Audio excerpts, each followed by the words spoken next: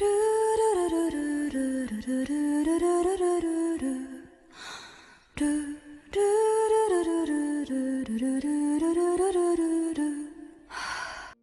Mage Chapter 113 Target Booking. Vandalyu and his companions returned to Paraveil's village, explained that they had captured Raymond alive, and spread this news so that the village would be wary of the reborn Sauron Duchy army. And while Paraveil and the others were comforting Orbia, who had become a ghost, Vandalyu headed to the village's job-changing room. So you're the child that Privil chose. Children are so precocious these days. This man was Privil's uncle, the younger brother of Paraveil's most recent husband who possessed the blood of King Sauron.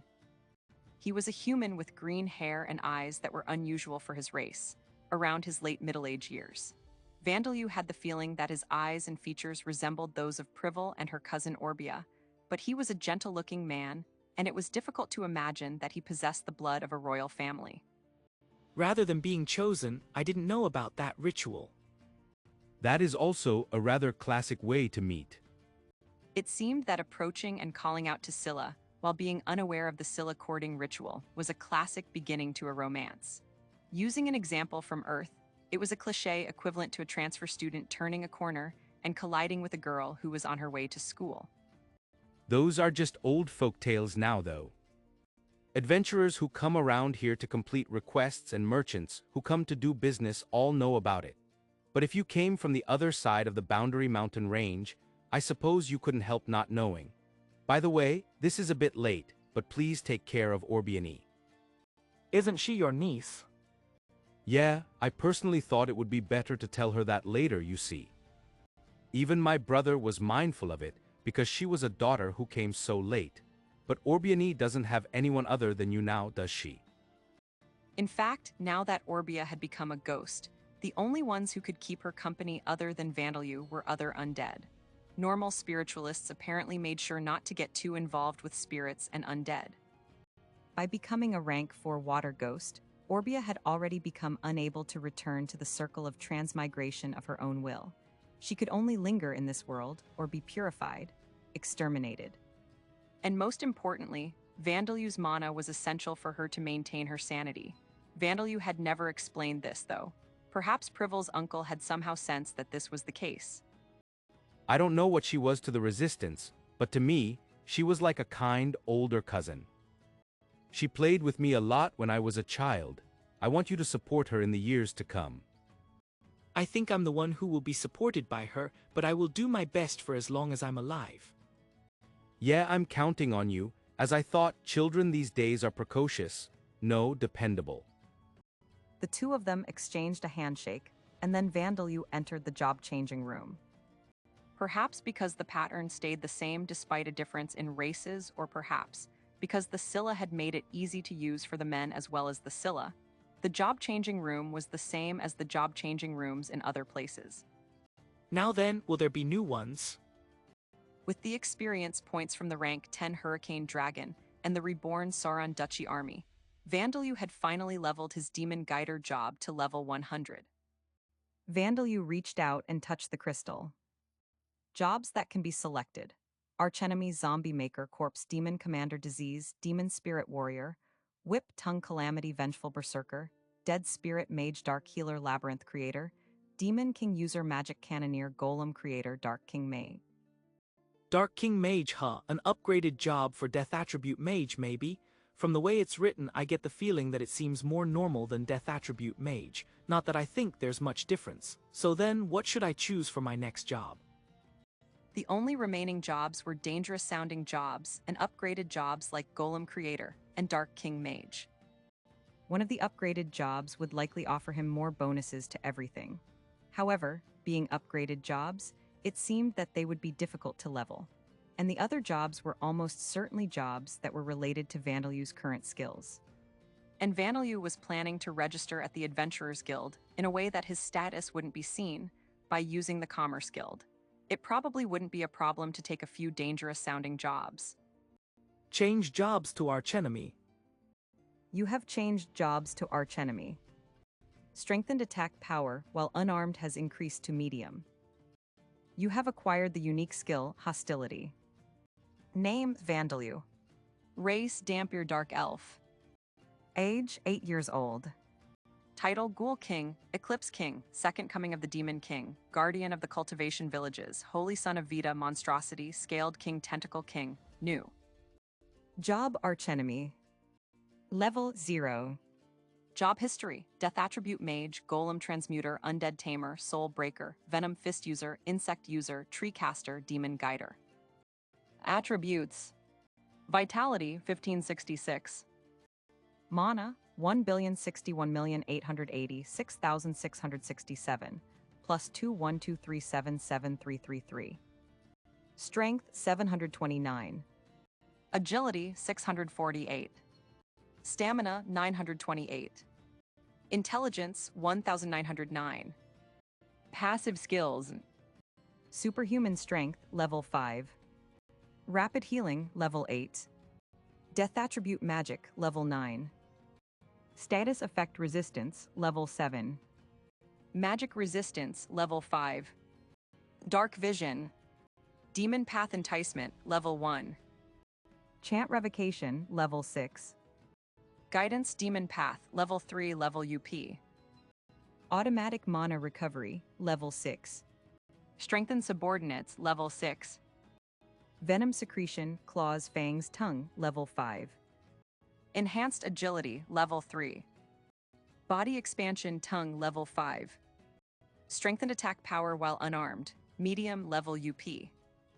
Enhanced Body Part Hair Claws Tongue Fangs level 4. Thread Refining level 3. Mana Enlargement level 2. Active Skills. Bloodwork level 3. Surpass Limits level 7. Golem Transmutation level 8. No Attribute Magic level 7. Mana Control level 6. Spirit Form level 7. Carpentry level 6.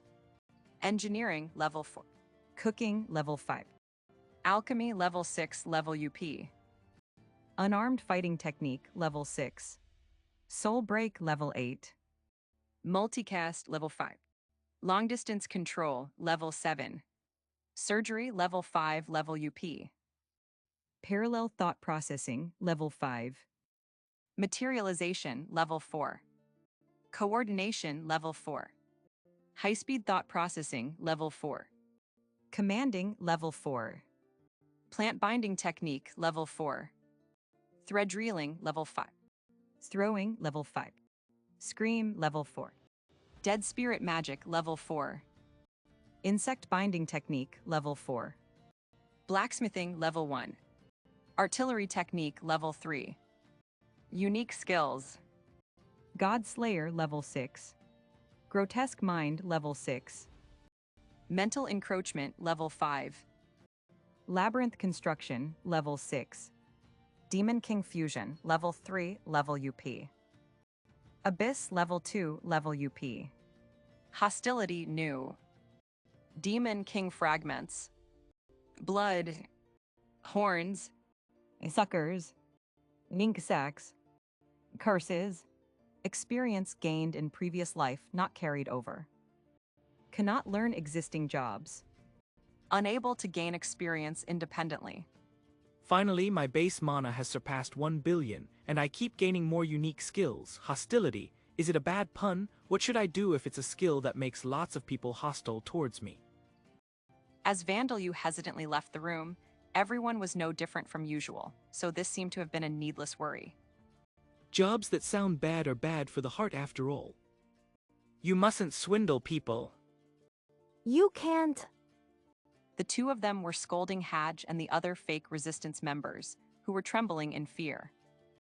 Vandalu and his companions had returned to the camp. They were waiting for Rick, Orbia's murderer, to be drawn out by Raymond, whom they had taken hostage. Meanwhile, Vandalu had turned Marduk's extermination force, who had attacked the fort while he was away, into undead while brainwashing the survivors. The other reason they had returned was so that Vandalu could use the small dungeon to return to Talishheim and bring Luciliano here, who would be doing some work on the captive Raymond. After quickly turning the dead into undead and brainwashing the survivors, including Marduk himself, Vandalu had gone to hear the stories of Hadge and his companions. and finally discovered that they were fakes. It's true that you people are different from bandits. You didn't forcibly take money and goods from the villagers and supporters, nor did you kill them. You just accepted what was offered to you. But what those villagers offered you were certainly not excess things that they had in reserve. Am I wrong? He was lecturing Hadge and his companions in an indifferent tone. He hated swindlers in general. It was true that those who were fooled had left themselves open, but it didn't change the fact that the ones who were doing the fooling were the most at fault. Before he learned to use death attribute magic, Vandaloo had simply been someone with a large amount of mana. Hadge and his companions reminded him of the researchers in Origin who had whispered sweet-sounding words to him, saying that they would set him free if he put in more effort. But do I have the right to speak badly of swindlers now? Vandaloo wasn't without his doubts, and these people being petty swindlers was better than them being bandits. However, they had fooled Yamada and Rapiacage, so Vandaloo didn't feel like settling things for free. But Hadge didn't have the eyes to see through the inner thoughts behind Vandaloo's expressionless face and flat tone of voice. You brat, getting so full of yourself just because I stayed quiet. We didn't become fake members of the resistance because we wanted to. Hadge shouted as he got to his feet without thinking, enraged by the morality speech that was being delivered to him indifferently. A brat like you wouldn't. What, Tilda? Povina stood up, towering over Hadge and giving him a gaze that pierced right through him. Despite her height of 2.5 meters, she was just a girl, less than 10 years of age if one ignored her size. She wasn't very intimidating. However, her hand was gripping the handle of a steel mace that would likely crush Hadge's head like an eggshell. What were you going to say? Povina asked, giving her mace a few practice swings while eyeing Hadge's head. It's nothing. Then sit down, okay? Or do you want me to make you sit down? Povina was still continuing her practice swings. I'll sit down. With his words being misarticulated because he was trembling so much, Hadge sank down onto the ground. But Povina didn't stop her practice swings. The reason Hadge and the other fake resistance members were trembling violently was because they were scared of everyone, including Povina, but excluding Vandaloo. Vandaloo wasn't impressive. In fact, his presence was hollow. The eyes of Hadge and his allies couldn't measure him. However, everyone else's anger was very easy to see. Tilda, let's just clobber them, Tilda. Povina said, angry that her close friend Rapiacage had been tricked by these people, swinging her mace that would clearly make a splatting sound rather than a clobbering one. Fakes, Tilda. No good. No. Imposters, no. Yamada and Rapiacage were burning with a sense of guilt over their failure. Yamada was groaning and slithering around Hadge and his companions, while Rapiacage produced physical sparks loudly with her ogre hands and feet. Ha, there, everyone. Let us be amicable about this. Bakken, may I hold their hands and take them for a run? Sam asked, his shining crimson eyes glaring at Hadge and his companions. You are the one being the least amicable, father. If they held your hands and went for a run, they would be smashed and scraped all over the place, wouldn't they? Well, I get the feeling that he wouldn't really care about that, though. Though Sam's daughters were stopping Sam with their words, they didn't really seem to have any desire to defend Hadge and his companions. Hadge and his companions realized that Vandaloo, who had been scolding them indifferently, was the calmest of them all, and the only reason they were alive was because he was the one in charge. Incidentally, Bellman seemed to think that apologizing to Vandaloo was more important than giving Hadge and his companions a harsh glare. She wasn't even looking at them. My apologies, Danasama. It is all my fault for not being able to see that they were imposters. I am willing to accept any punishment. Then as punishment, I'm going to brush your tail. That sort of thing is not something that you should be doing, Danasama. Punishments are. Then change jobs to be a maid. Danasama, anything but that. I cannot dress myself in such a way. It would definitely suit you, Bellman-san. Rita, that's not the problem here. In the end, Belmont received her punishment of having her tail brushed while in tears. As Vandaloo performed this task skillfully, Darsha, who was visible through the visualization skill, began persuading everyone regarding Haj and his companions. Calm down, everyone's. There are a lot of things that we've learned by saving Haj-san and his friends, and I think that these people had their own circumstances, too. It seemed that Darsha felt sympathy for Haj and his companions and wanted to bring things to a peaceful conclusion. At the very least, she wanted to avoid an extreme ending like simply disposing of them. As a matter of fact, Vandalyu felt the same way. He hated swindlers, but not enough to kill them without reason.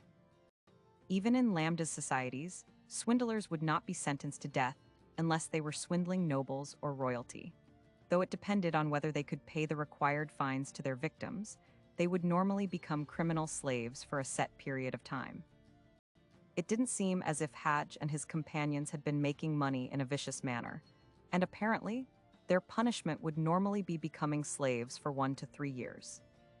The Amid Empire's army that currently ruled the Sauron Duchy had treated them as resistance members before swindlers, so they might execute them to set an example, however.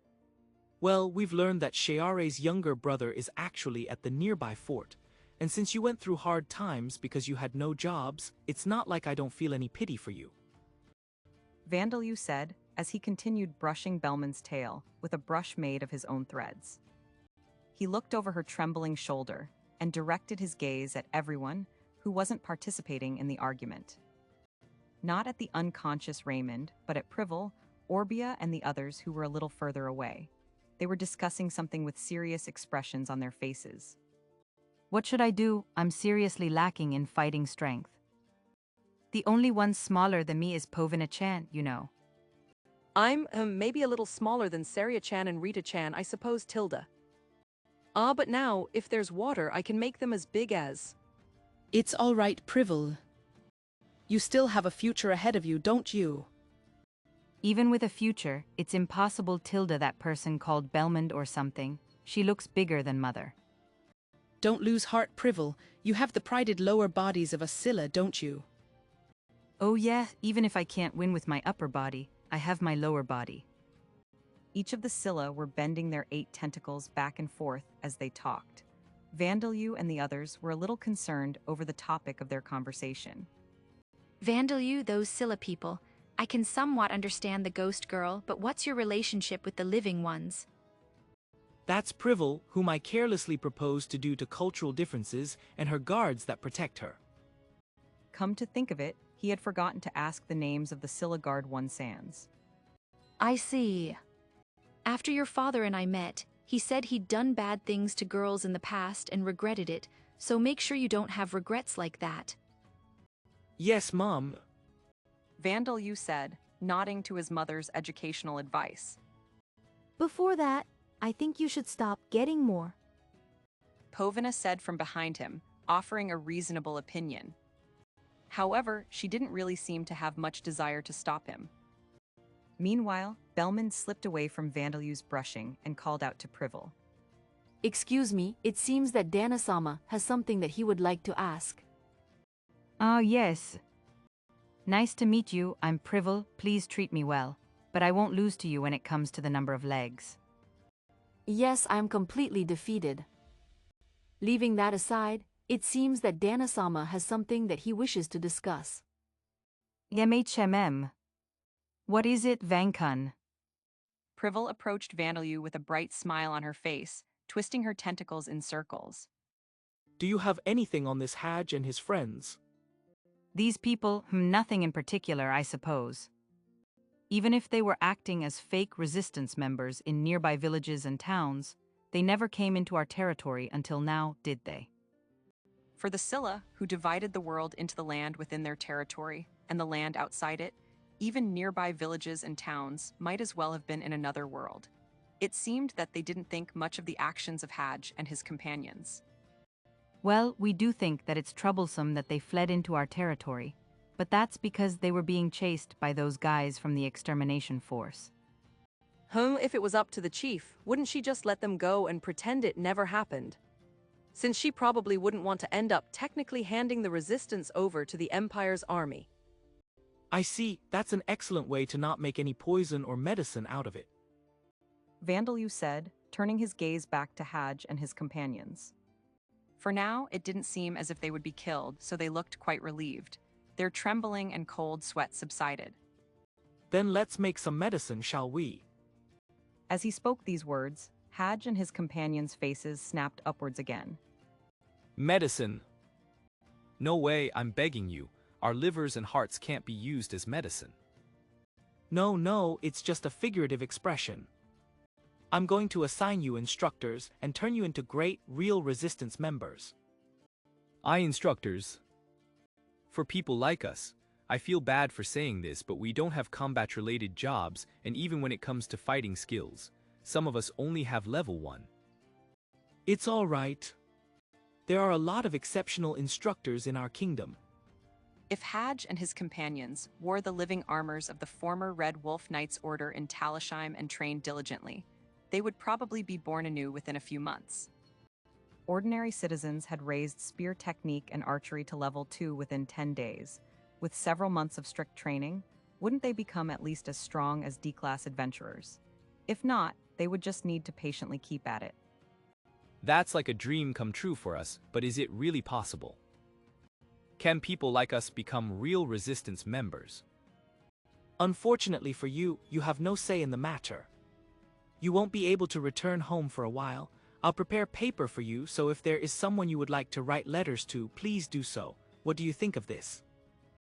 As Vanilou looked around at Rapyasage, Yamada and everyone else who had been angry at Hadj and his companions, it seemed that they didn't have any particular complaints. They seemed satisfied. It was kind as far as punishment goes, but Hadj and his companions would be forced to go through strict training forever as long as they were unable to improve, which would possibly be a harsher lifestyle than that of some slaves. With a timing as if it had been waiting for the problem to be resolved, a red fruit was offered out to Vanilou. Eat. Thank you. By the way, who are you? Vanilou asked, looking up at her in confusion. He couldn't tell whether what the woman was wearing was clothes or textured armor. You don't know. She's been there the whole time, so I thought she was your friend, Vankun. Vanilou thought that the green woman could do with some more muscle, but she had the kind of attractive figure that would cause men to ogle her and reach their hands towards her. Her face was well-featured. She was a seductive, beautiful woman in between her mid-20s and early 30s with slightly drooping eyes. With this appearance, one might assume that she was a popular prostitute who had painted her skin and put on strange clothes to match the taste of a customer with peculiar tastes. However, her back was covered in bark instead of skin, and branches were growing from it. Those branches were growing red, apple-like fruits, one of which was now in Vandelou's hand. Vandelou tried eating the fruit that had been handed to him by this beautiful woman who was clearly not a normal person. Judging from this super hard texture and abundance of sweet juices, it's Aizen, isn't it? Ooh, eat. The truth was that the spirit of Dean, a middle-aged woman who had sold apples in the city of Nyarki, had gone through all kinds of changes to become Aizen. Seemingly happy that Vandelou had known who she was, she wagged her cow-like tail from side to side, plucked another fruit, and offered it to Vandelou. Munch munch, by the way, why do you look like this now? Did your rank increase? Yes, it seems that she transformed during the battle. Incidentally, Marduk, the captain of the extermination force, had been struck by the fruit during the battle. He was currently still unconscious, with his nose and both his upper and lower front teeth horribly broken. Perhaps his jaw had been crushed as well. So everyone was wondering what Aizen-san has become after her rank increased. Since she has separated from her tree completely, she seems to be different from a dryad. She clearly does not appear to be an Ent-type monster, and even if we ask Aizen herself, she only says, eat, so we cannot figure it out. Don't you know something about it? Even when I cast appraisal, I can't figure out her race title. It's probably a new race. With that being the case, I need to give it a name. What should I name it? Vandelou thought, and then he suddenly remembered a story about fairies that he had heard from a researcher's spirit in Origin. Looking at Aizen again, Vandelou thought that many features of her appearance matched that of those fairies. Some parts were different, and those fairies didn't have fruits growing from their backs, but that didn't really matter. Well then, Aizen, your new race title is Skogsra. Having been given this race title, Eisen wagged her tail happily. Why isn't there even anyone watching the base? A man of the Resistance, the last surviving subordinate of Rick Paris, was breathing heavily as he looked around in shock at the temporary hideout, which was empty. This was only a makeshift hideout of tents, with traps set all around in place of camouflage and alarms, but there should have been at least 2 people staying behind to watch it at all times. The plan was to set up the hideout here so that Raymond could go around to persuade the chief of each Scylla village. The plan was for Rick and his men to stop their sneaky acts and hide while that was happening. There was no mistake about it. Despite that, not a single person was here, let alone Commander Raymond Paris. There were no signs of damage, so it didn't seem as if the hideout had been abandoned after being attacked, but this is bad. A man rushed towards the hideout, looking badly injured. Rick's subordinate thought it was an enemy at first, but seeing that it was an ally that he knew, he gave a sigh of relief and stopped his hand that had been reaching for his weapon. But in the next moment, that feeling of relief stopped. Commander Raymond has been taken captive by a Dampier. They said that if we want him back, Vice Captain Rick and all of the people involved in the conspiracy against the Scylla must come to a designated location. If we don't hurry, Commander Raymond is going to be killed. What? Vice Captain Rick has been abducted by vampires. They said that Commander Raymond needs to come alone to a designated location if we want to save him. What are we supposed to do? The 2 men shouted simultaneously. It was an unbelievable turn of events. Each kidnapper had requested the other hostage in return for their own. Unbeknownst to the 2 surviving Resistance members, the vampire serving Gubaman, who had been tailing one of the men, and Vandalyu, who was watching through the Lemuries that had been tailing the other, were both very troubled.